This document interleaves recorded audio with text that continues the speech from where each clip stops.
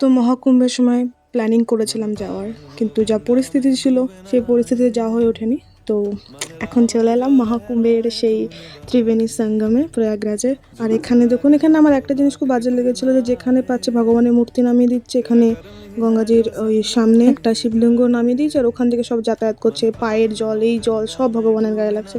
আমি জানি না এটা কিরকম ভক্তি, তো যাই হোক এটা আমার খুব বাজে লেগেছিল। আর এত প্রচণ্ড পরিমাণে গরম ইউপিতে, মানে সিরিয়াসলি বলে বোঝানো যাবে না। আর মুখ চোখের অবস্থা তো দেখতেই পাচ্ছেন, কালো এক কি কেমন হয়ে গেছে। তো যাই হোক, যে নৌকাগুলোতে আপনারা সেই সময় চেপেছিলেন যে এক একজনের 3,000, 5,000 বা 1,000 এরকম করে, সেই নৌকাতেই আমরা চেপেছিলাম 100 টাকা করে।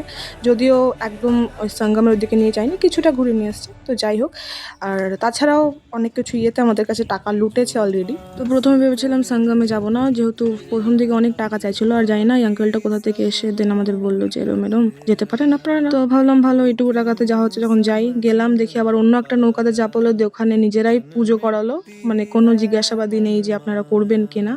দিয়ে তারপরে বলছে এত টাকা চাই, নাও এবার দাও। তো এইভাবে আমাদের সাথে 2-3 বার স্ক্যাম্প হয়েছে, বেনারসে একবার হয়েছে। তো যাই হোক, মানুষ সামনে ভালো মূর্তি নিয়ে পেছনে কার কি আছে বোঝা মুশকিল, তো একটু সাবধানে। তো কোনো ব্যাপার না, এমনিতে এদিক ওদিক তো টাকা যায়, এখানে একটুখানি লুটে নিয়েছে। আমি বিশ্বাস করি যে যারা এরকম করে টাকার লোটে, টাকা তাদের কাছে এরকম থাকে না, ওই টাকা সে বেরিয়ে যাবে। তো অ্যাটলিস্ট আমরা দর্শন পেয়েছি গঙ্গাজির কৃপাতে ত্রিবেণী সঙ্গমের। তো